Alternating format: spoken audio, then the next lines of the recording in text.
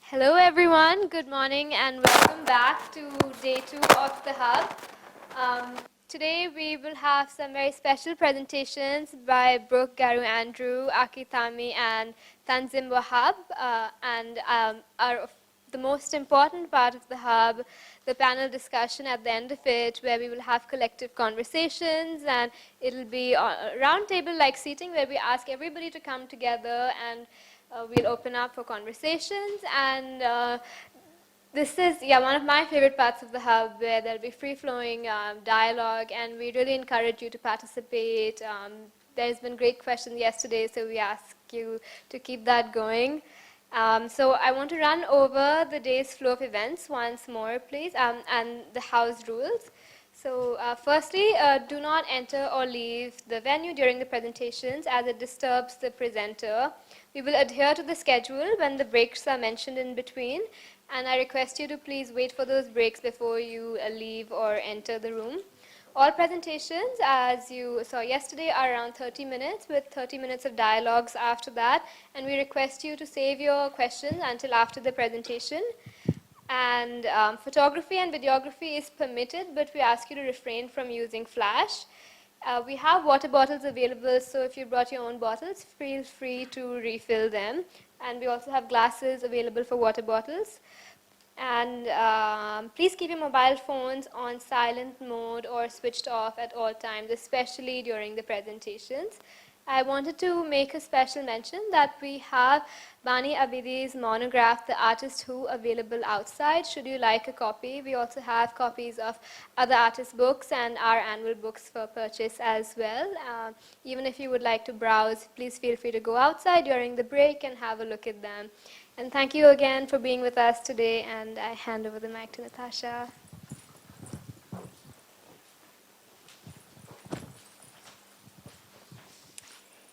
Hello, everyone. Thank you, Vidhi. On day 2, I usually do a quick roundup of all of the knowledge that has been shared in the room and circulated through formal and informal conversations. Welcome to everyone who is joining today, and also, to those of you who are continuing to stay with us, you might remember some of these moments.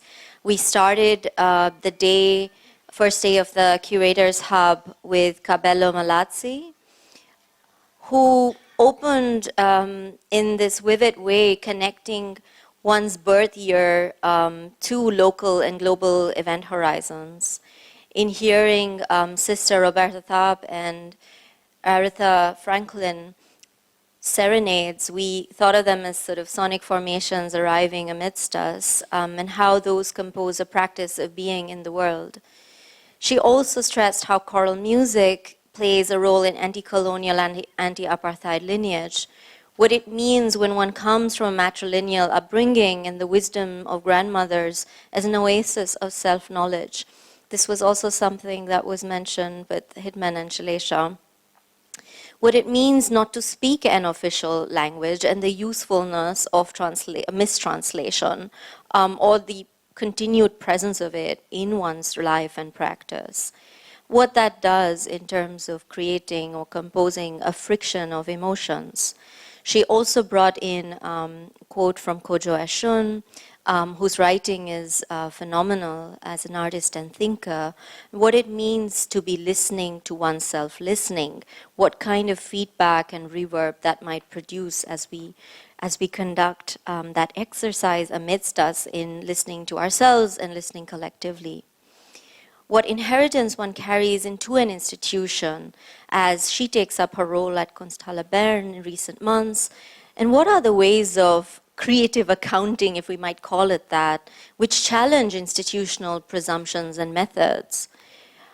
And how she reminded us, I think towards the end, I don't know, Kabbalah, if this is you or who else said it, that curators and art historians are not the most risk-taking humans. And I thought, that's a good takeaway. Shalesha Rajbandari and Hitman Gurung brought to us thorough worldviews and acts of representation that include matrilineal and spiritual wisdoms, but also political agency and ways that that is being released in their work and in their communities, people of this generation really taking on that mantle and what it means to support each other shoulder to shoulder in the streets and in studios and through exhibitions such as the Kathmandu Triennale with Cosmin Costinas, and also their important work in Venice, bringing artists from Nepal to that forum. They've also enabled working with indigenous practices that inform history telling differently, that contextualize their worlds in Nepal, that foreground displacement and surveillance, the prevalence of militarization in the aftermath of the People's War.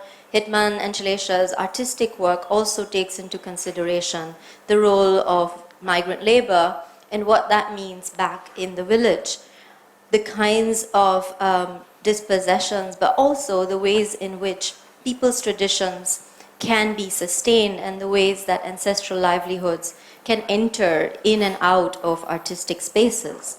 That said, they also ask us to acknowledge from this place where we are sitting, Calcutta, India, our lack of knowledge on the historical intricacies and flawed representations of their region. They ask, what becomes public? And let us contest publicness. Let us think what needs to remain private and protected, and what it also means to build kinships that move beyond the time scale of a temporary exhibition.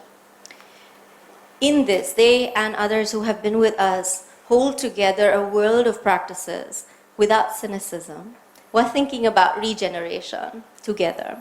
This comes also with Ruang Rupa, whose early projects since 2000 emerged from the space of the home, and the ways that the home can be mapped and used, such as it becomes a multi-purpose site of conviviality, how that very home then translates into different formations of exhibitions, of schools, of radical acts of togetherness. How an organization is a living space within a neighborhood. And Ade informed us as well of how in Jakarta, the urban and rural imagination reside in conversation. Then how after many years of their work together, ideas of the interlocal may be carried to Kassel, with all of the challenges, all of the criticisms, and all of the repeated attempts that it's taken for all of those collectives to reside there and make their presence felt. They also elaborated on the concept of Lumbung and Lumbung values at work in Majlis, their form of assembly and collective decision-making. They informed us of what it means to make a collective pot, which is a site of redistribution, trying to think differently about what a large budget means and what it might break down to, the core components. Again, that's something that would be great to kind of talk more about. But it did, I think, at least make me think about how surplus and sufficiency may be redefined in our midst.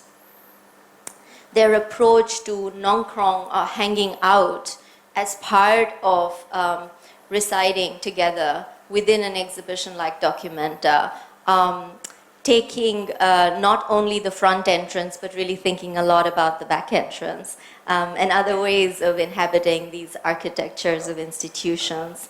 What it means to treat a space like the Frutizianum in Kassel not as a center, but rather really, again, a sort of space where artist-led pedagogic approaches, libraries of solidarity, and community archives can be presented without the restrictive codifications and hierarchies that we often meet when exhibitions are formalized in certain ways through artist-run spaces and collectives.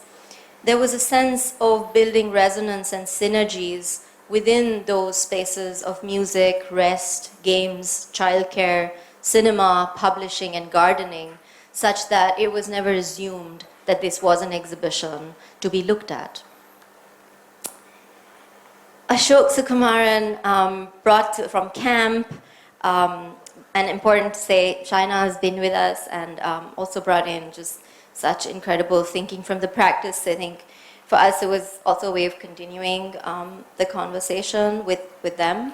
But Ashok particularly brought in a taste of digital sensoria, thinking critically through the layers of media in the room and data harvesting, where we are at with notions of infinite transferability, how we need to rethink those kinds of modes of distribution within what is happening with AI, even though I acknowledge fully that the conversation was not about AI, it was more about the kind of infrastructures and mediascapes and possibilities of sort of constantly reimagining and doing the hard behind the scenes programming of like what it means to actually build and sustain those spaces, what it means to sense the vertical and not taking the labor behind creating and maintaining web archives, indexing and circulating infrastructures in the way that they do and what they do to make it available to all of us or those of us who want to access it.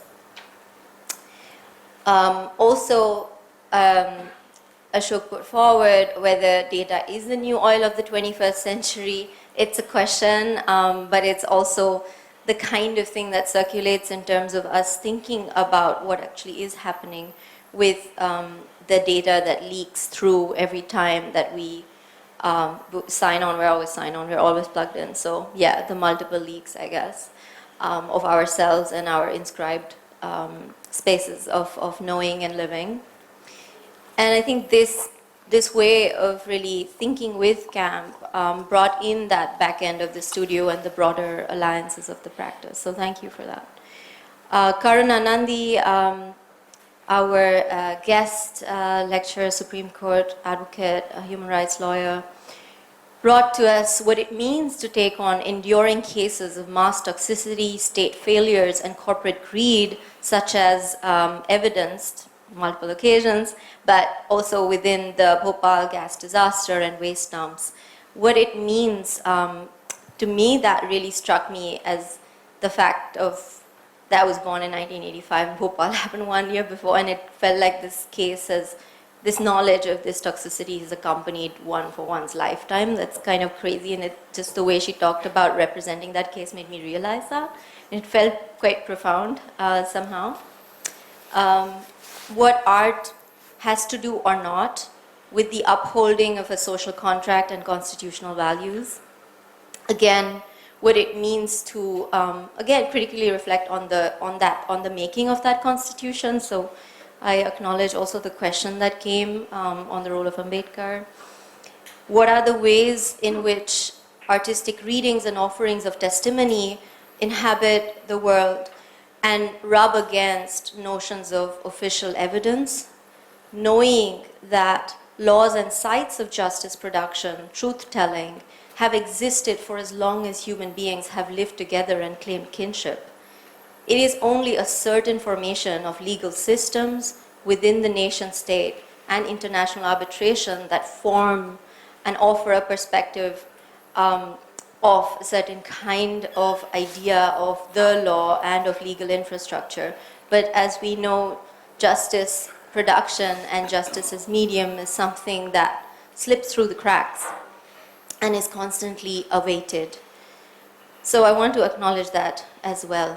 But Karuna is someone who we do respect for her continued attempts to wrestle with the legal system, and particularly one of her other cases, long-standing now, is to challenge sedation and defamation as have been placed into the colonial system, and through that into the way that legal codes shape our, limit our means of expression, and what it means for her then to try to salvage press freedom in this country.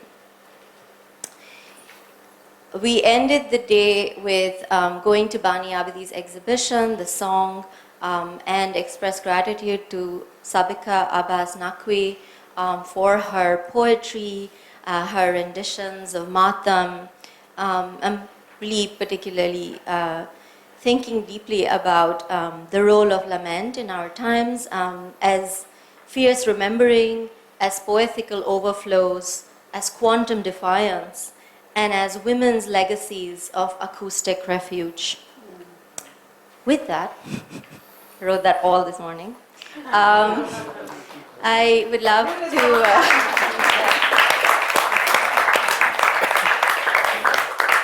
I would love for us to hear a track, music, by a dear friend, musician Sarthi Korwar and Zia Ahmed.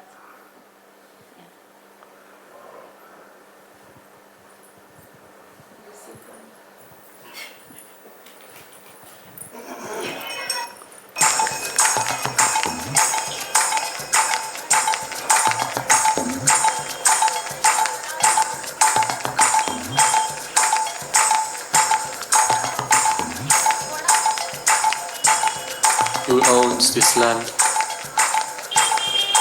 There is a green mark on it. Mi casa es su casa, says the man who stole your land. Mi casa es su casa, says the man who sold your land. Is this tattoo henna or ink? Does it fade? Who remembers all of the patterns you've made?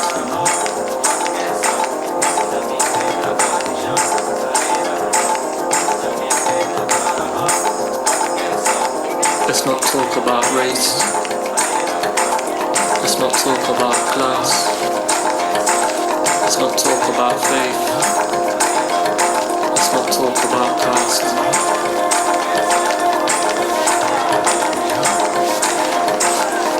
The motherland, the fatherland, tick box other land, the farmer's land.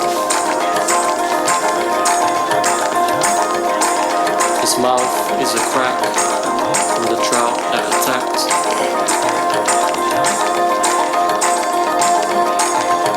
Blood is thicker than water. Oil is thicker than blood. Water's quicker than both. And when you're hit with a flood, you'll get caught in the mud and you won't be able to run. Does the ice stitch itself back together? Does the forest stitch itself back together? Does the land stitch itself back together?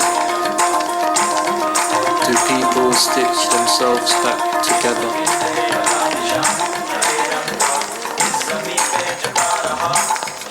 Higher and higher, water and higher. Higher and higher, water and water. Fire, higher and higher, higher and fire, higher,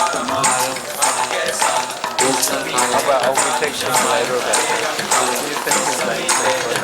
Water, higher, fire,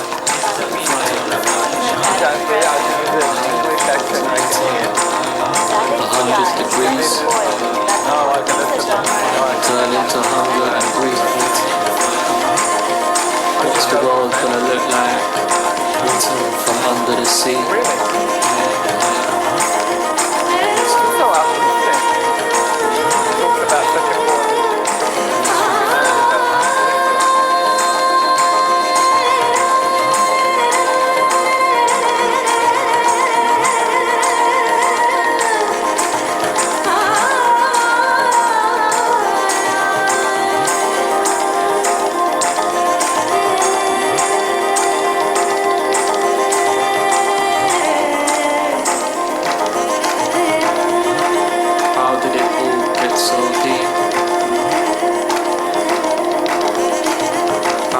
Get so deep, higher and higher, water and fire, higher and higher, water and fire, higher and higher, water and fire, higher and higher, water and fire.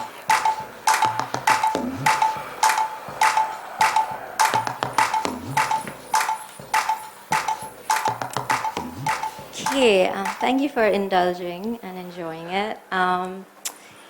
Welcome to Brook Garru, our first speaker for today, artist, curator, scholar, who is, I love this bio, so I'm just like gonna partly read through the first half and then riff on, Brook's greatness. Who is driven by the collisions of intertwined narratives, often emerging from the mess of the colonial whole. His interdisciplinary practice harnesses alternative narratives to explore the legacies of colonization and modernism.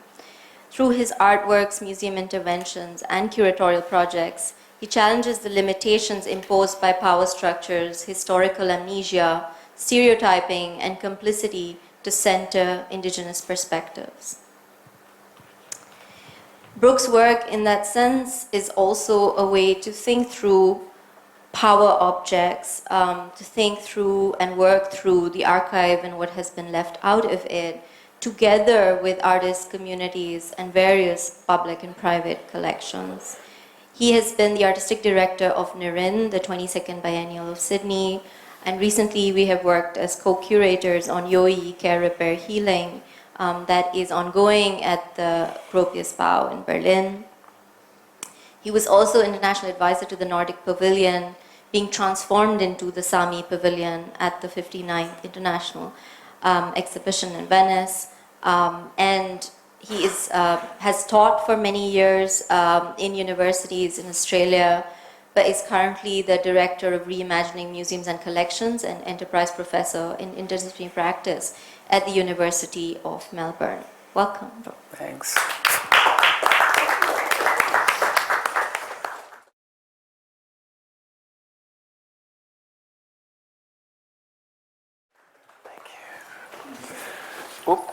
I presume this is on. Yes, you can all hear me. Yama, everyone. Yama is Wiradjuri or Wiradjuri, the anglicised version. It's my mother's language group. Wiradjuri or Wiradjuri is one of about 300 different Indigenous Aboriginal nations of Australia. So like many Indigenous nations of the world, we are many, and we have many languages. And we were talking about actually linguicide yesterday and the kind of extraordinary linguicide and invisibility that a lot of us hold, and a lot of these trauma spaces that we're often in, not only as kind of heteronormative, kind of controlled, colonised moments, which does not allow for a queering or differentiation of who we are, the kind of multiple identities that we are. That coming back to language, it's so important for us to identify who we are. And as we all know, language holds power, it holds representation, it holds the way in which that we view and understand the world. And if we deny people language, if we deny people the way in which that we communicate to each other, if we don't learn even just another piece of someone else's language, for me, I find that it's in some ways a further disconnection. So I acknowledge my ancestors of my Wiradjuri and also my Ngunnawal. I say Ngunnawal because I come from a matriarchal community. My father is Celtic. And I just wanted to share some of my language here. Yama is hi. Ngajungang Daraga, it just means I see you. So it's a formal way of seeing you and acknowledging you. And Bamdangu for thank you for Experimenta and all of the incredible work that you have all done as a team over all these years, and to Natasha, of course, and all of you being here today. And I know that some of you have come for a long time, but I also want to acknowledge Maram Gidyal, which means healing. And I think that it's so important for us to come here to kind of think about these spaces also in healing, because within trauma spaces there's also a need for healing. And often we don't see eye to eye on that, or we don't understand what that means, and hence what I call the mess of colonisation. So Garru is my middle name. It's the magpie, so my grandmother gave me the name of the magpie. My son's name is Mabi, which is like this little possum creature. And the Kalamide is the land of the three rivers. So there's three rivers which go through the Wiradjuri lands. And I pay my respects to all of the elders here tonight and all of those people who are from these lands. And to all my Indigenous family here today. Clicking, here we go. I just want to, I'd like to tell stories in my presentations, and I think that I want to start really with continuing to share language. So where I come from, my grandmother was brought up on an Aboriginal mission. You probably heard about these reserves or missions. I mean, really, they were concentration camps. We had apartheid in Australia. We had laws around segregation and then around assimilation. So the kind of same apartheid laws, you probably quite familiar with South Africa, for example, or even here. You would probably call them other words. So the darker skinned you were, in up to a certain period, you couldn't go to swimming pools, you couldn't go to the cinema, etc. And they changed the law to assimilation because they realised that when people started having fair-skinned children like myself, we didn't really assimilate. We still spoke about our culture, etc. And so it's a complex history, but I just wanted to kind of mention this because language is a very important aspect of how we live in the world today. Shalisha Hipman and Natasha and I were in the car this morning reflecting on teaching. What is teaching? Is this teaching? Yes, this is teaching. Or if we look at institutional way of teaching, but what do we call this? And then it reminds me of the word decolonial, which is a very kind of active word internationally. I think it's a very complicated word. It means very different things to different people from different places with different experiences, and there is no level playing field that I can find myself within that. And so I decided to use the word Yindyamara, Wanangana. And Yindyamara is a Wiradjuri way of living life respectfully and gently and with care. Because for me, the so-called decolonial process that's happening in colonised or kind of the so-called centres of the world are often really helping those cultures to understand their own historical disaster and the mess that they find themselves in, and then we end up unpacking that for them, and then we fall to the side. And so I didn't want myself or my culture or my language to be part of the decolonial process. I wanted it to be Yindyamara, because you don't just decolonize a museum and then you get on with it. You don't like, oh, there's a group of people there, we're going to make them happy, we're going to give a few things back. Thank you very much for your words, we're going to give you $500, off you go. That's not care, that's not Maram Gidyal. Yindyamara, it's ongoing, it needs to be ongoing. It just doesn't stop for me and what I believe in. And also my community and my friends. NIRIN. So I'm going to really continue this kind of storytelling. NIRIN is the 22nd Biennale of Sydney. It happened in 2020, and some of my friends here were in there or kind of knew about the exhibition. And for me, as a creative person, just swimming in the world, when I was approached to do the Biennale, I was like, why? Like, why do they want me to do this for? Like, what is a Biennale?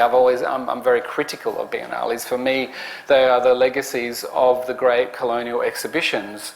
Not only in Paris, not only in Sydney, not only in Delhi, not only in Madrid, they are in London. They're like, we all inherit these colonial spaces that are incredibly vibrant historically, but incredibly devastating and have huge effects on who we are as not just Indigenous peoples, but who we are in the world today. And it's these kind of legacies, I think, that are still embedded within the way in which the Venice Biennale, for example, or other biennales are actually promoted, are provided.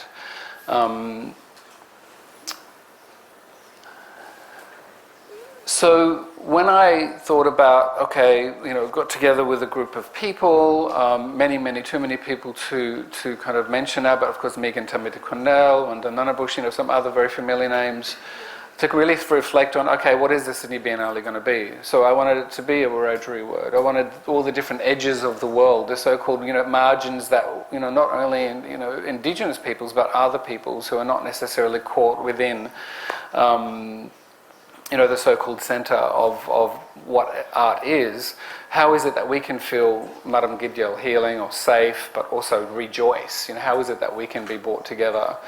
And there's no pressure to travel either. I mean, I think that often with contemporary art exhibitions, there's this pressure to leave your community or to leave your family or to be mentally kind of available or kind of emotionally available. These are very unsafe places sometimes to be, and not everyone has the capacity to do this.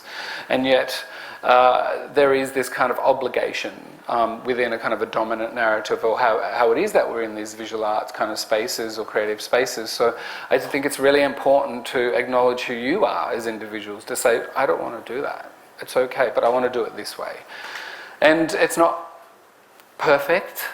I'm not saying NIRIN was perfect. I think that Ron Grupa were talking about this, like lots of us were talking about what are these spaces. I know that Natasha and I doing Yoi, Care, Repair and Heal, very long process of how we work together about creating an exhibition of care or, but also rejoicing these spaces. They're never perfect. But I think the consciousness around them was something that I really wanted to collaborate with. And so these are all Wiradjuri words, and often our words have many different meanings. So Maram Gidyal is one way of talking about really personal healing, and Bagarai Bang is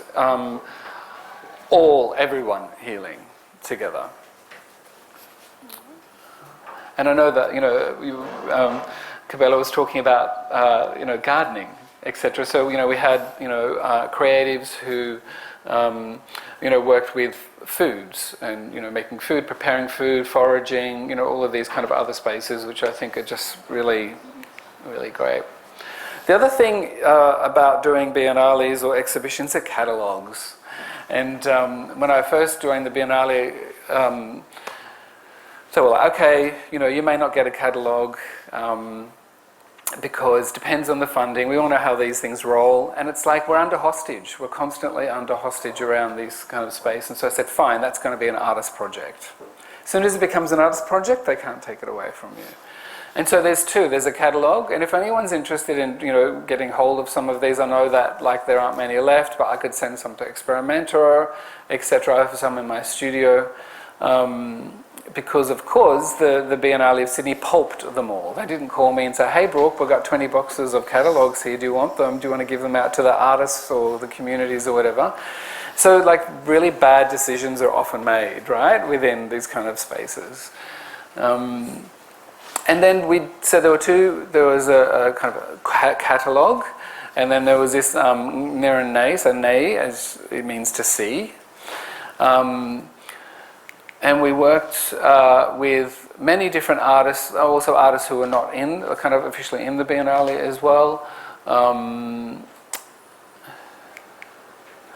And we worked with Takalik Partridge, who's Inuit from North Canada, and coming back to language, we spoke with her about using Inuktitut. So Inuktitut is her language, and this is her language here. So we used her syllable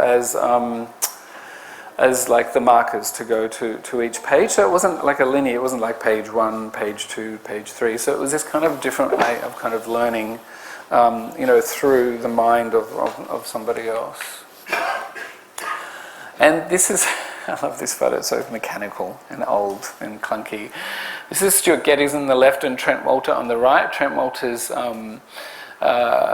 is Celtic Sri Lankan, and Stuart is I think German Celtic Australian. And they worked on both publications. So we handed it to them. They got this old Heidelberg machine. They worked with artists internationally. They're always working with artists. So even from that, it was kind of like, okay, how is it that we can kind of embed kind of artists or creatives or communities into these processes? And you can actually look at this online. It doesn't have all the artist pages from the NIRIN Nay catalogue, but you just go to NIRIN-Nay, ngay.net, and you'll have, you can read and dip out of these pages. So the typical Biennale, you have your venues, you have your welcome speeches, you have politicians talking for a really long time, etc., etc. Where are the artists? Where are the communities? Where are the creatives? So right from the beginning, was kind of like the 101 of how things are going to roll. And so it's very much centred Indigenous protocols and methodologies.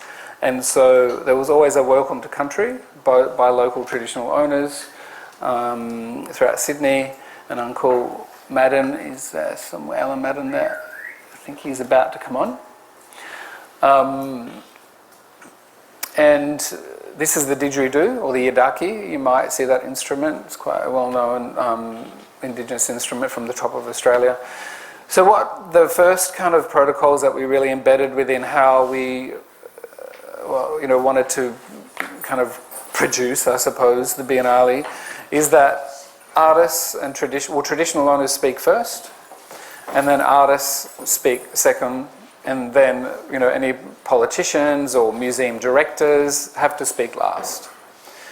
And this was not a political move. It wasn't like it wasn't doing this to kind of create tension. It was just through our own methodologies of how we wanted to do this. And of course, the parties that came together, if they decided to reorient it, they can reorient it.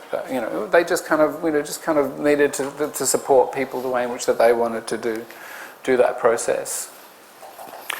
And this also happened inside. This is Emily Karaka, who's a senior Māori artist from Aotearoa, New Zealand. Incredible painter, but also a very important leading land rights activist. So it was really kind of like handing over and supporting the kind of ways in which that they wanted to kind of work. And you'll see the big photograph behind here. That's of Barbara McGrady, Auntie Barbara McGrady, who's a Gamilaroi woman from Western New South Wales, west of Sydney. And so they're her photographs. These banners, is this a pointer? Yes. These banners here are from the late Mr. Williams, who passed away just before the Biennale opened, but his wife Tapi is here from the Western Desert. And here's another view. Oh, there's Barbara there. Her little red, black and yellow Aboriginal hat on. These are all Mr. Williams' language. It's Pitjantjatjara language. It's very similar to Yankunytjatjara language, which is known as the MPY lands and the Ngarratjara lands. And we worked, and these are all statements around land rights and how to achieve land rights. I actually thought that I had another image about this, but I will come back to it. I'm just going to quickly go through all this. So this is Tony Albert's work on Cockatoo Island. It's an island space where Artrina Paul also exhibited. Look at this silly shoes. And this is the welcome to country and opening of the Cockatoo Island space. And Tony Albert's work, who's a local Indigenous Australian artist, created this work where people would come and write a note and plant it at the bottom of a tree, and these trees would be going out to repopulate Indigenous lands. And you could write your own little personal note. So it's really about, again, Madam Gidya, like healing the land. We have here Gina Athena Ulysses, born in Haiti but now lives in the US, who gave incredible, my God, this is at the Museum of Contemporary Art.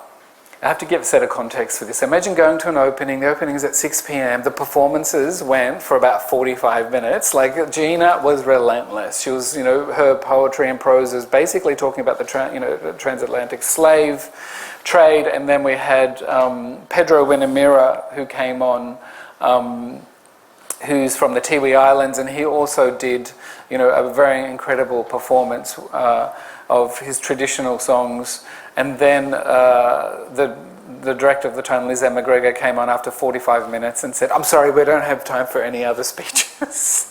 So it was this incredible moment. Before I talk about the Kalianambrai community, I'm just wondering, Joshua, if we could play that little song. So this is from a community I've been working with who's next to my mother's traditional lands. This is the Gamilaroi country. And this is about 8 years old now, but this is a young group of kids, and I'll explain the context in a minute, but I'm still working with this community, and it's really about them understanding what it's like to be in a remote Aboriginal community where, anyway, they talk about their experience through song. You got in a ball, can't stop that demon, can't see what you got. Only think about yourself, forgetting about your mob. Think about the choices that you make. Take control of your will. Have no shame when you play the game. Screw your head on straight. Step up the plate. Step up the plate. Wait till it's too late. Wait till it's too late. Wait till it's too late. Wait till it's too late.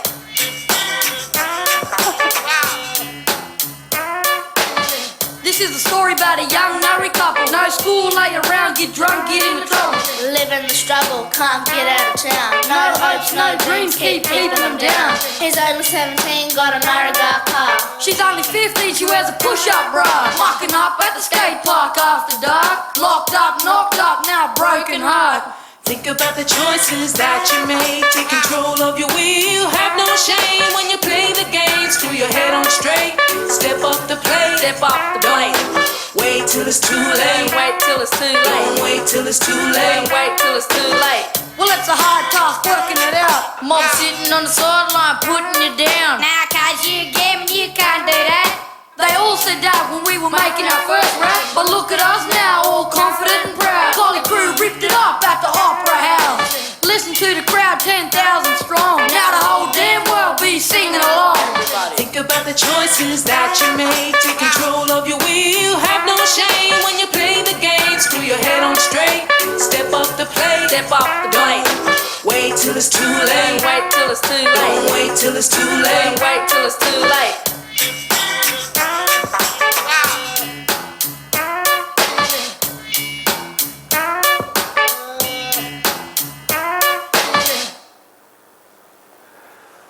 Thanks, Joshua. So these young kids come from a place where, I'll be very quick on this. So there was a lot of, as we know in Indigenous communities around the world, a lot of destruction. The British colonisation was devastating to say the least. But in 1947, which is quite recent, there was an expedition that went through Western New South Wales, and we have these important groups of trees called Mararagalani, and they are carved trees and they're ceremonial sites. So they're churches, basically. And a big expedition came through from the Museum of Victoria and also Adelaide. And of course, these are named after the Queens of England. I've just realised you've got a Queen Street here. We've got a Queen Street. We've got many of them. And this has had a huge, devastating impact on our communities. Not only around language, but how we practice culture. We couldn't practice culture for a long time. These trees sections are now in museums overseas. There's one in the Pitt Reviews Museum in Oxford, two in the Ethnographic Museum in Geneva. There are trees also in Basel. And it's really kind of connecting with how is it that these kids can learn about the importance of smoking ceremonies. So this is working with Auntie Ros McGregor out there. She's one of the traditional owners and leaders. And these are the kids, for the first time, really kind of engaging with these carved trees. There are a few of them left on country out there. And when I went out there in 2019 to ask permission to show a footage of it being cut down, because to show this footage is showing, it's traumatizing people. So we had to get permission from that community. And I think this doesn't happen enough. You can't just show images that are traumatizing Indigenous or other people connected to this. You have to just, get permission. And if people say no, you can't say why. It's just no. And so when it comes to, the digital thing, you can't, just because it's there, it doesn't mean it's free for everybody.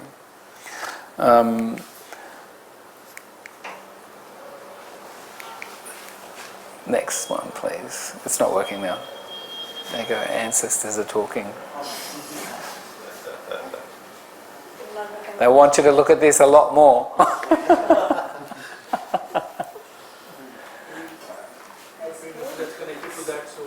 Good, I'll talk about it more.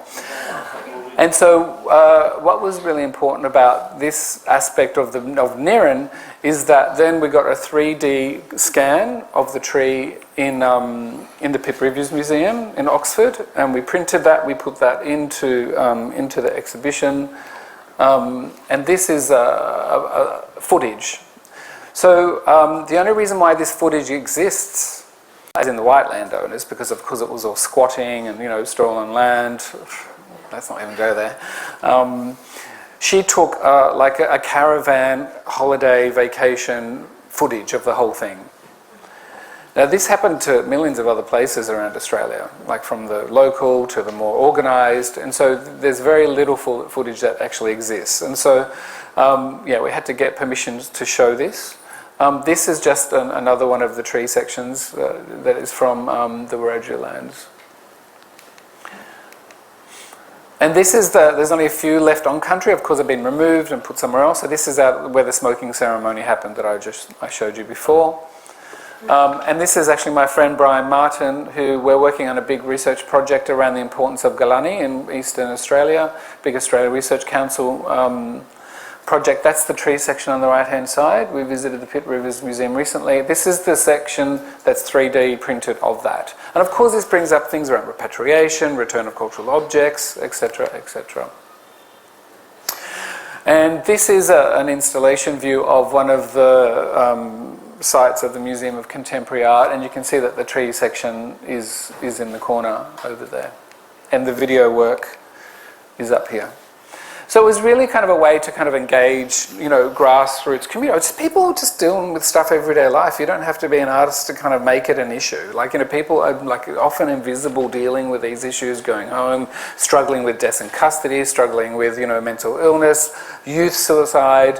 You know, it's huge in our communities and it has huge impacts on us. Even when we travel overseas and we present, we kind of really have to hold ourselves together.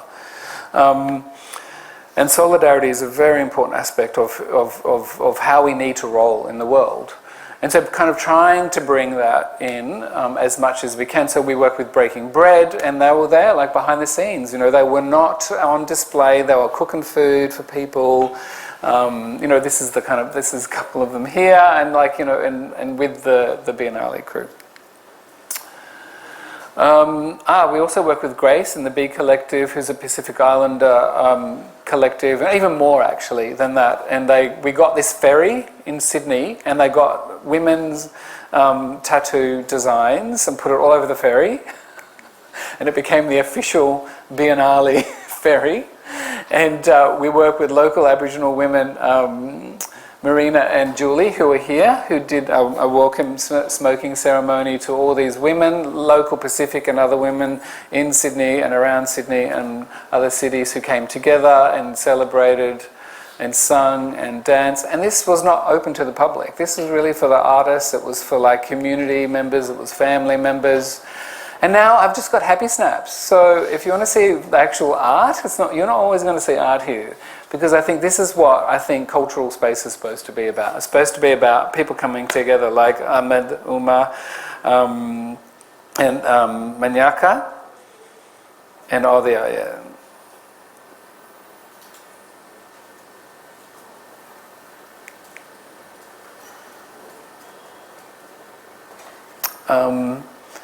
So Rhea, I was talking with you, I think, yesterday. Yes, and the Ailu Collective from Central South America, they're all here. They work with Art Space. So where are they? So there. And when they wanted to do this kind of collaborative work, they said very specific. We only want to work with queer people of colour. That's it. And it's fine. So that's the volunteer, you know, component. That's it. It was, even though we did our best, of course, people still experience racism and you know homophobia, transphobia. You can't control that. We cannot be kind of in a world there. We kind of live in these imaginary worlds. These places are very complicated for all of us, and so, but we could do our best. So they're happy there. We have some familiar faces here in the room. Atrina Paul. And that's Paulo Nazareth at front from Brazil. Hi. So it was really kind of a time for everyone kind of coming together. This is the curatorial kind of international group. We've got someone from our own group over there too. Like, we've got a whole bunch of Candices there, who came along. And we had parties. Is that it? No, we've got more parties. Artists, we've got Ms. Risk on the left, who's Lebanese-Australian. We've got Hannah, Catherine Jones on the right, came from London. They're also DJs, right? And so they were DJing. You know, we just kind of went, hey, who wants the deck? Who wants this? Who wants to cook food? Who wants to... And of course, like people, like the Biennale, I think if we didn't set up these kind of protocols at the beginning, that it'll be like, oh my God, you know, with this system, it can't happen. We can't do this. This is very, very special photograph. So this is Emily Caraca, who I showed you a photo of before, who's one of Aotearoa's leading land rights activists. And this here is Tapi. Or is that Tapi there? So it's on an angle. Oh no, this is Tapi and this is her sister. These are all Mr. Williams' work, the late Mr. Williams' work on land rights. And so because both of these families, but from two different countries, are at the forefront of land rights activism, working with lawyers, working with traditional lands, getting back traditional lands, this is the first time they met. So this was a very special kind of moment for me to see them come together. So that, like, regardless if they were showing their work or not, that for me was like, that was the bomb. That was the love. We have Eric Bridgman and his family. So Eric is from PNG. Where is he? There he is. And this is his mum. Where's his mum? There. And his cousins. And the whole family came and built, and his cousins came over from PNG, built this incredible houseman here, and also this other structure you can't see. And he closed that off too. He goes, no, only my community can go there. No one else can go there. Fine, they were the house rules. And so really it was like very much driven by that aspect. It wasn't like, okay, this is a Biennale, it's all open to everyone. You know, because even within Indigenous culture, we have women's business and men's business, and not in the sense of how we kind of articulate women's toilets and men's toilets today. It's a lot more fluid than that, but it's definitely different historical, pre-colonial ways in which, you know, our communities work, and sometimes in secret. Wandanabush, so we also did Aberquad. You can imagine what the nights were. Here's Pedro and Patrick on the right. So they were just deadly. They were amazing. From Tiwi Islands. This is the sleigh. It's Benji Ra. It's the House of Sleigh. This is Benji Ra in the middle, a very famous Filipino-Australian performance artist and incredible. Her house. This was very, very special. So Dion is impacted by deafness and muscular dystrophy, and he's done these incredible books with his collaborator. What's her name? What did I forget her name? Where is it? Joanna, that's right. And so this was our main, you know, there's always we kind of inherited this this talk, you know, that all Biennales have, by Nick Waterlow, who sadly passed away, 5 years ago, tragically. There was a Nick Waterlow talk, and I said, I wanted a NIRIN yarn. You know, I want this to be kind of driven by someone like Dion. So Dion really was this incredible kind of performative act between them both. And the great thing about it is that where he comes from in a remote community, all of his books and all his artworks are about how many dogs are in the camp. So how many dogs, and which dogs are in this side of the camp, and which dogs are on that side of the camp. It was really fun. And this is the performance by Olive Collective. Have I got like 2 minutes or... Yep. But you can take a few more. Yeah. Yep. This was a really also incredible performance by the Olive Collective, because then they would run up and whisper into Indigenous or other people's, like queer people of, queer and colour ears, and say little things to us. And then when it didn't happen to other people, people would say, why aren't you whispering in my ear? Why aren't you whispering in my ear? So this is a part of their manifesto. I might let you just read that.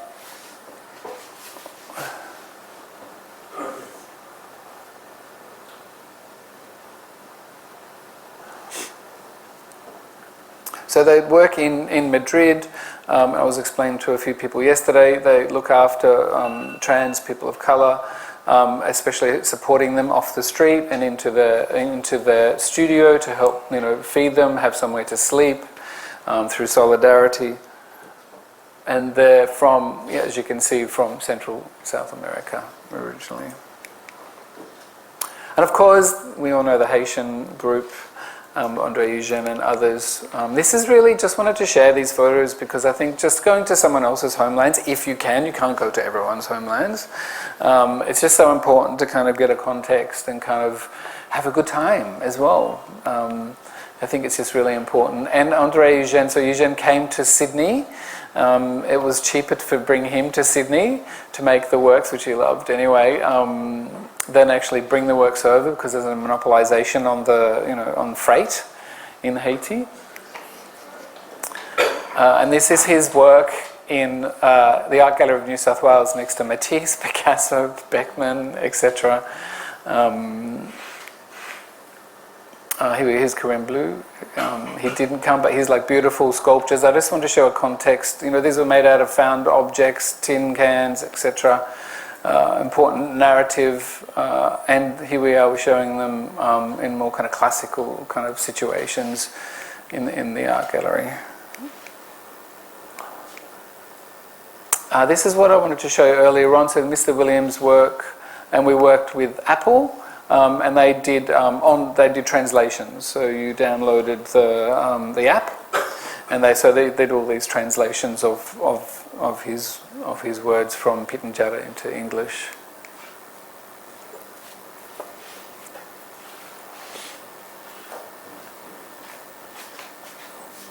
So Jukapa, so Natasha knows Jukapa. It means like the Betty and Marinka, two senior women artists who are showing at in the Yoi exhibition in Berlin, also use this word. They're from the same similar homelands. But he's talking about the importance of Jukapa. Jukapa, I suppose, is the equivalent of your law here. The kind of laws that you have to abide by when you're on country. And these are the sort of loops and hoops that you have to go through for the government so they acknowledge who you are and acknowledge your lands, etc.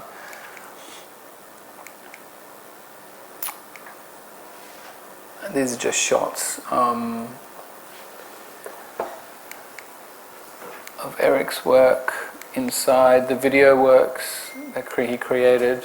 That's his mum and his cousin.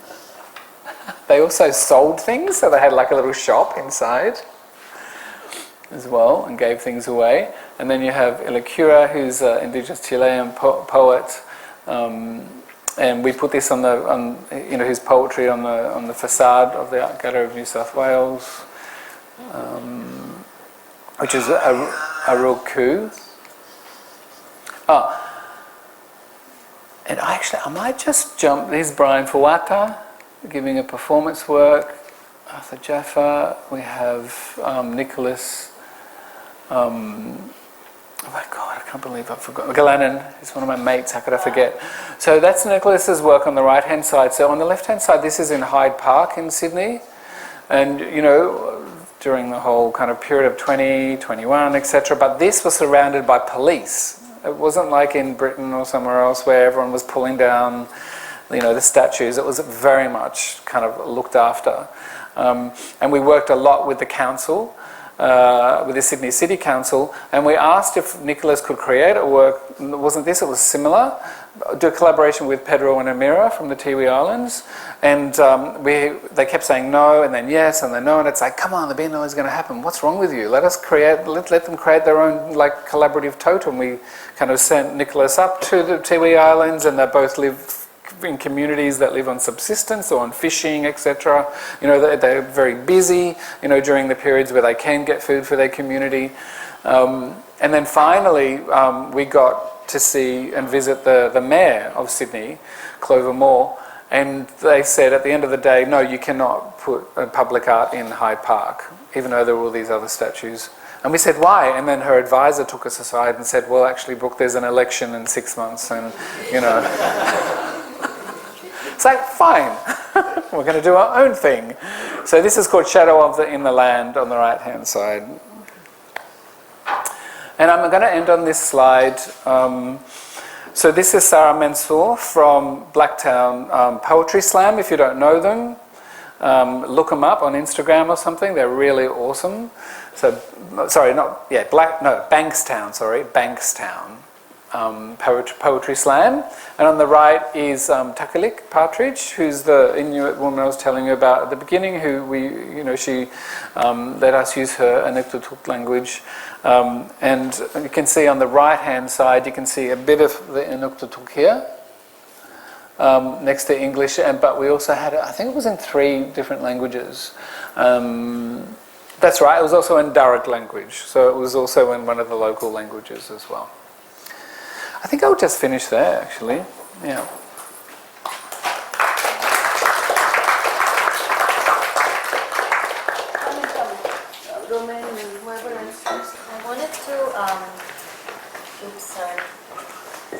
I wanted to start with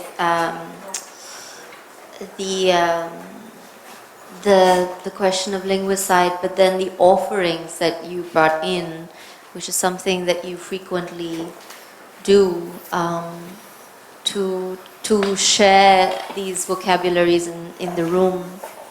And I was thinking particularly about Winhangana and the way that it strings together to know, remember, and think as a composite site. Because often in colonized tongues, these become forcefully separated notions. And they are, of course, artificially separated and segregated in that sense, even just these words and these terms, while operating in our bodies simultaneously. And so when you share and recuperate, because that's my kind of word, perhaps to kind of think about recuperating these vocabularies and offerings, do you also think of it as a way to contest the idea of immaterial and intangible heritage? Because that's for, like, when bodies like UNESCO and so forth consider literally the words emerging from indigenous and ancestral vocabularies as intangible, that feels the most absurd thing. And I was also kind of thinking about that, this was brought up by Antone Jabe when looking at liberation music as well, as when he said, what is more tangible than these songs that led to our liberation, in a sense? Yeah. What's interesting, the first thing that came into my head when you said the word intangible is that naraga. So naraga is a Wiradjuri word that just means, like in a humorous way, it means idiot, it means stupid. Like when someone's acting up in naraga. Or it can be taken more seriously. I mean, the thing is that often there are whole groups of social, political, local, international organizations that try to create spaces for things they don't know about. And so the intangible is one of those things. People don't know about it, and so they shouldn't be doing it or running it or trying to create words to kind of hold it. And that's not a criticism, it's a fact. It's a practical thing, you know, if you know. And so I think that I'm never surprised, but I'm always surprised. Even working with the word yoi, you know, with the current exhibition name at the Gorkius Bao, the show that we worked on, the struggle it took to get to not just yoi. I mean, I'm very happy that it's an indigenous word. I mean, Pedro and his community are thrilled, you know, to have, you know, an exhibition in Europe named after them. You know, after their song, it's a call to ceremony, and much more. But just to get through the kind of trauma for other people of colour about linguicide, how they kind of, you know, kind of triggers them about that they don't have a language, but then also how is it that you embed that language, and then people getting, I think, you know, someone used the word woke yesterday, but it's not just woke, it's like everything else around, well, can we use that language? You know, what is this kind of tippy-toeing romantic kind of, you know, thing? It's like when there's been before, it's like slaughter and disaster and crushing, and even today, it's like, why all of a sudden there's this kind of, it doesn't make, like it's a mess, right? And it's kind of like, well, shouldn't we be celebrating? I mean, and, you know, it's a very long answer to your thing about intangible, but it's like if you go to Paris, what do you say? Do you say, g'day, hello, I don't know, something else, or do you say bonjour, like regardless if you speak French or not? And then why wouldn't you do that with Indigenous languages? And I think that that we, if anything, are under this incredible pressure, not only from our own communities but everyone else, to kind of say, explain yourself, or is it intangible, or is it not intangible? Say, it's not that hard, people. Settle down. We're struggling to remember ourselves, and I think that it's the power. It's about power. Yeah. Thanks. You shared with us these views of coming together in celebration and in sharing strength with each other at NIRIN, and yet obviously something that many of us who wish we were there, were aware of is also just the way that pandemic kind of cracked down on all of us and on NIRIN.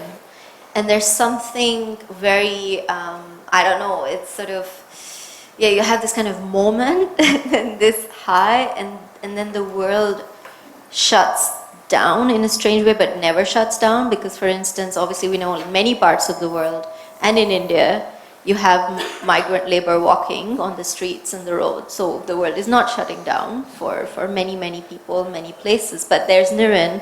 And I don't know, I was really trying to sense these in resonance somehow while being far away. And yeah, I would love to kind of hear a bit more how you navigated that after this incredible effort. Well, the best thing about it is that we were celebrating Aberquad and the opening and everything, and then these huge P&O cruise ships were coming into Sydney Harbour. Those of you who have seen pictures or been to Sydney, it comes in right next to the Museum of Contemporary Art, and you've got the Opera House, and you've got the Harbour Bridge, and it's a spectacular view, and we're on the top of the Museum of Contemporary Art going, yeah, we've got this space, it's so great, and we're just all meeting together and we're celebrating. All these P&O ships were coming in, all infected with COVID. We didn't know at the time, right? And they were actually the first carriers of COVID that came into Sydney. These kind of Australians returning from overseas on these tours around the Pacific, because we are in the Pacific. We're in the Asia Pacific. And, the thing is that there was a bit of panic. Some artists were because their countries, especially the Western countries like Canada, were get home now, we're going to close the borders, that's it. And I know that some people didn't get back to Fatima didn't get back to Peru in time. She had to wait 3 weeks or something, and Hitman was talking about being on this flight where there were empty seats, and at least she got to lay down and sleep on the way home. But I mean, in the serious side of things, I was. It's going to sound bizarre, but I was kind of relieved, and it didn't bother me, because Indigenous communities are often the most at risk when it comes to pandemics. And so communities were shutting down their borders, especially in Australia and overseas. And also, I always had it in my mind that, of course, there were non-Indigenous artists in the Biennale, but it was about kind of looking at the reality of what it was. And there were some artists that couldn't travel anyway for visa issues or kind of other issues, or they just, why make that journey? And so I think that the good thing is that it did open a few times. New South Wales, the state of New South Wales had very different laws. It was a Conservative government, and so it had different laws on opening and closing, which also had its benefits as well, where the state of Victoria, where I was in, all of our, I don't want to go on about this too much, but all the states closed to each other for a long time. And so for NIRIN to continue its own thing was important to acknowledge the opening and the coming together at the beginning, and then hopefully the kind of lasting legacies it had on people who did come together and those who couldn't, the connections that we had with them. So it was really about this kind of ongoing kind of connection and making sure that people were safe. And that also actually brings me into the next question, where it feels at times that there are these quite kind of ignorant and obnoxious ways of even inquiring into, did so-and-so Indigenous elder, artist, travel. I mean, that was something I heard in Berlin, and I just want to acknowledge that. And obviously, I wasn't the right person to fully answer that, but it was something I also talked to you about, to kind of at least be better suited to share. Obviously, like, what does it mean to demand or inquire why an Aboriginal elder artist is not coming to Berlin, in fact, while the pandemic is still ongoing, and while it has caused so much damage. This, in a sense, I'm also kind of thinking through this, the voracious appetite of the art world to, in a sense, demand, consume certain kinds of practices and knowledges. How do we protect the communities and sort of not give in to that, like, voracious demand for presence, in a sense, where it might not be healthy, desired, But I just think it's about kind of the level playing field. So you'll have very famous, like there was a question or kind of comment about like the art genius artists or the famous artists yesterday. They will say, I'm not going to that. I'm not going to go to that. Oh, I might go to that. Oh, I might change my mind in the last minute. They seem to be able to do that fine. Oh, sorry, they can't come. Or, oh, yes, actually they are going to come. We're going to give them a first class ticket or a business class ticket or something like that. Completely, the world is their oyster. When it comes to especially Indigenous elders or other people, they may or may not want to go. But they may not be able to go because of sorry business, which is funeral time or something else, or they're in charge of, a very important story and there's a ceremony coming up. But even people who are not living on traditional lands also have these kind of commitments living in city spaces as well. City spaces are also Indigenous spaces. And so I think that coming back to this thing about the art world and the artist genius conversation, etc., I think it's also about that, not just about indigeneity. It's about saying, oh, okay, number one, has that artist even been informed? Because I know Betty and Marinka weren't even informed. When I heard about that conversation, there wasn't even a budget. No one even said, oh, hi, we've got $20,000 to bring this to, 75-year-old one who has, onset dementia, etc. Let alone the minder, a translator. I mean, she speaks 5 languages, like people saying yesterday their 4th or 5th or 3rd or 2nd language is English. Same situation. So I really think it's the kind of attitude, again, around hierarchies of fame. Yeah. But in regards to the Indigenous perspective, absolutely, it's kind of like, oh, they're available, of course they will want to come. No.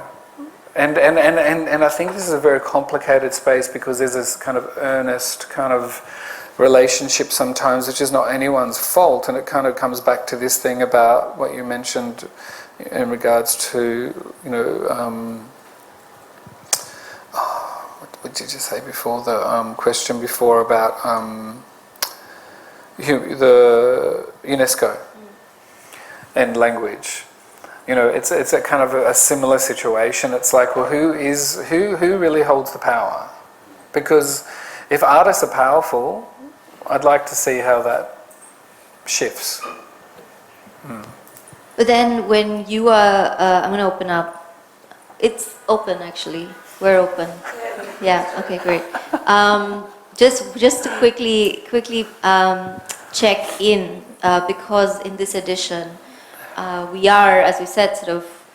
It's not obviously a theme because we don't do themes, but the presence of the artist as organizer and as curator is obviously apparent here.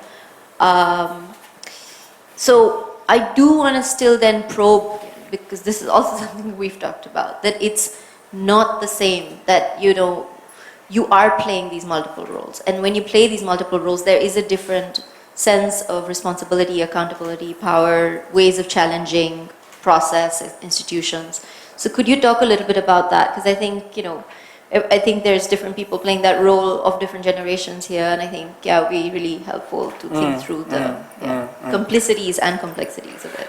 Yeah, I mean, I think that you know, we have our core, you know, spiritual core, physical core, intuitive core, whatever you want to call your core. We have our core, right? It's what gets us up in the morning, it's what puts us to sleep or keeps us awake, whatever that core is. It is exhausting, you know, and I think that, but it's your core also, your connection to whatever you believe in that keeps you going, that keeps you, you know, kind of, it's like that you're attracted to things and people are drawn together. There's this kind of invisible thing that happens, and that's why I think that structurally the kind of Western way of thinking about art, and I know that, you know, many artists talk about it, and I know that the shows here talk about that and kind of look to Western, you know, artistic expression and the power of that, etc. But that is a broken system.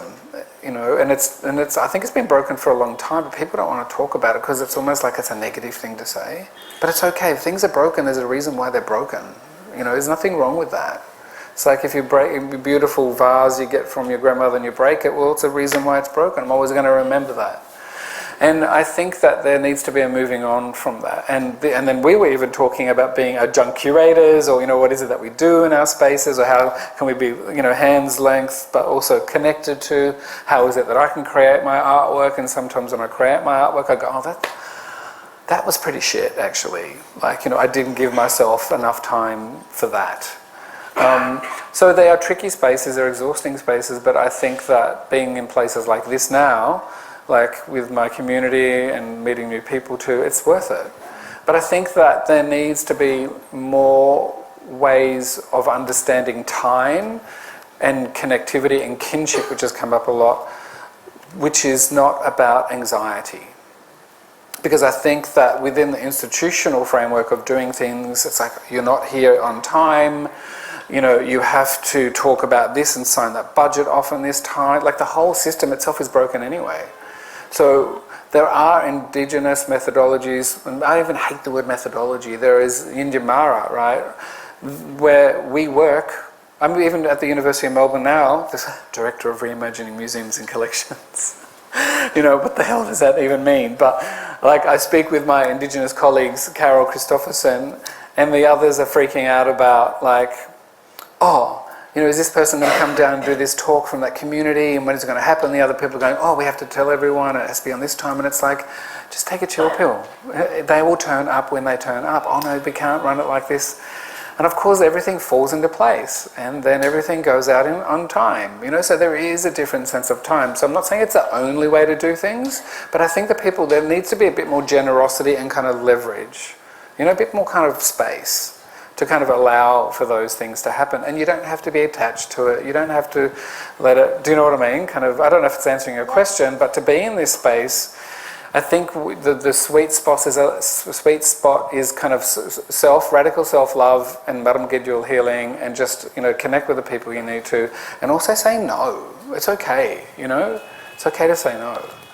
And to say, next June, I might be free. Work it out. It may not always work if you need money, because that's another thing. Let's not even go there. Thanks, Brook, for this super important presentation and bringing this issue of the struggle of language, you know, and how we negotiate with it better. Well, I mean, and also in a way, I mean, this presentation for me is decolonizing me from decolonial discourses, if it makes any sense.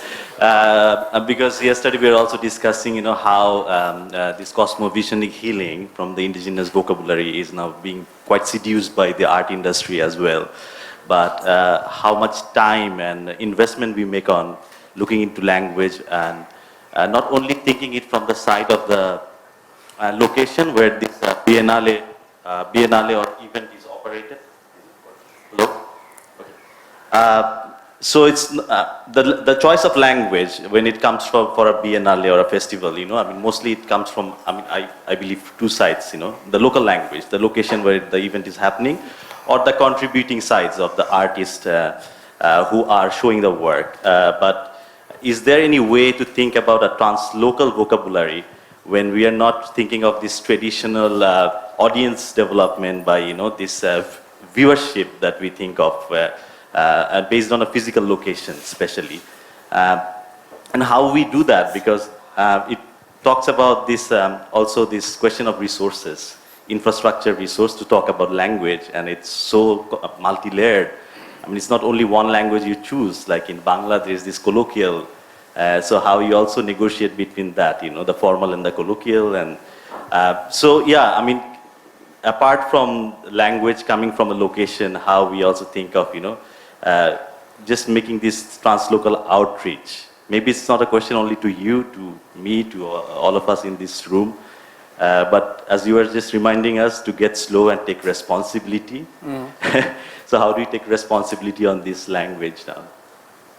Let's talk about resources first. There are plenty of resources. There are no lack of resources. It's just about who's allocating those resources and who's allowing for those resources to go somewhere. That's and who it's protecting and who it's not protecting. So,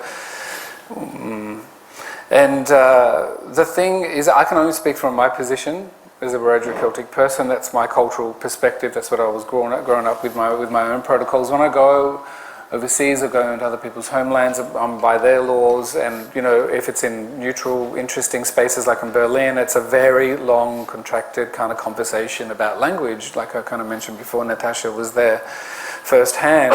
But I think that, you know, it's just about not having any fear, and I think that there's a lot of fear, a lot of guilt, a lot of fear, a lot of regret, a lot of yeah, I think you get the picture, and I think that there needs to be more experimentation. I think there needs to be more falling into the unknown, because we're constantly in the unknown, and the unknown is where the magic is. You know, I really think that. I really believe that, and because in some ways, if we're all in this space of unknown, we're all a bit vulnerable. You know, and maybe we can start to share things and be open-minded about things or change things. And why can't things change? I mean, I think we create rules that are really unnecessary. And I think that, you know, even the word colonization has its own kind of bizarre effect, you know, vibration, because it's not the same for everybody, and it's become like a dirty word now. And so I think that, yeah, I should come back to the local, and yes, it is complicated, but that's okay. It doesn't, you know, we're not going to solve it all. I don't think this is about solving anything. We're not going to solve anything, because quite frankly, in some ways, I think nothing needs to be solved. If anything, we need to maybe just be a bit more open to, you know, to doing things a little bit different, or experimenting, or giving space for people. I think this is what creativity is supposed to be. It's not supposed to be creating legacies. I think that's broken now. That's done.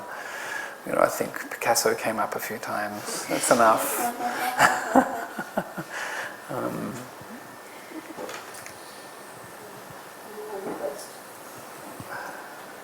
There's one over here.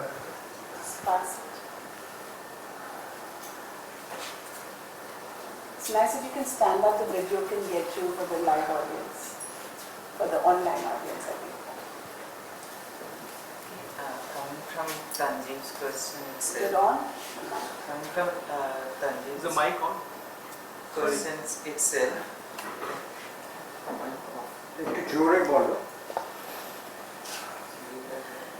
Hello.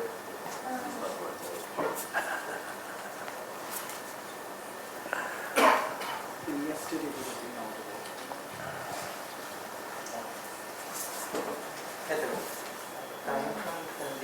No, it's not. Oh, yeah. Just take Natasha's video. No, it's fine. Say hello. Check. Hello. Coming from the same question, like in a lot of the times we are actually occupying places built by our oppressors with pedagogies, etiquettes and customs that does not exist in their world, culture and language. So I wanted to ask, like, does this become, like, since you are in such a place for a very long time, does this become a respectful cohabitation, or we need to focus more on building new places from the ground up? And as you also mentioned that resources are a problem, so so when we can should we or should we not? Like build places that are completely separate from the culture of the or the customs of the oppressor class, and how do we go about that? Because because of us being in a colonized space for a long time, a lot of things get intertwined and we cannot just ignore that. No, absolutely. There is no, well, I can't say there is no particular division. Of course there is a division, but I mean, I think that I can only speak through my own experience. All of you here have extraordinary experience, especially the youth and the elders, because you're at the cusp of life. But you know, I think it depends on the situation. Sometimes it's just really difficult, and sometimes it takes 20 years to build a space, sometimes it takes 10 years, sometimes it's 3 years, and what is that space and how does it shift? But I think that for me, the way in which I have been taught by my elders and my family is that when you're on someone else's lands, you go and you follow what their customs are, or you talk to them about it, and sometimes you cannot always follow it because you may not follow, you know, we might not know them, but even when I go to Paris, or if I go to Sharjah, which, you know, I have been recently, there are particular things you can and can't talk about, like, you know, my homosexuality and things like that, even though the people know there, like, it's still like very much part of that custom, and even though I don't agree with it, I'm not going to go and tell them what they should do with their own life, you know, or with their customs, regardless if that's a good or a bad thing. I think that we have to make choices around safety as well. But I think that also it's important to empower yourself and to find people who are like-minded so you have the support network. Because if one day you will find yourself alone if you don't have that support network, and it's devastating, like, and you can disappear, or not just physically but also like emotionally, etc. And I think it's important to reach out to the world. There are international, you know, I know it doesn't save everything, but like there are incredible international collectives, groups, people who are wanting the same, you know, and I think that we're very lucky to have this digital world at the moment. It's a very powerful tool that we can manifest and create space to actually be within that. It connects us to things. And that's one thing about, coming back to your question about NIRIN, you know, I mean, what happens after, you know, the pandemic? Well, we've got the internet, you know, and we've got all these other things, and we're resourceful, and we're used to being in these spaces. It's quite a privilege to be able to go all the way to the southern part of the world, to Sydney, you know, and expensive and everything else, to go and sure, experience that, but not everyone is going to experience that. But coming back to your question, I don't have all the answers, and I know that with you and your community and your collective that you're doing, I will just encourage you to just feel radical self-love and power within that space, regardless if people outside of your door see you or not, because I think that if you're not strong within your core, whatever decisions you need to do outside of that, it's going to be really hard. And that's my perspective, yeah? I mean, there are many other beautiful, unique perspectives around power, but I mentioned to you and a few other people the ILU Collective before, and they're incredible workers, and, you know, they want to connect with people.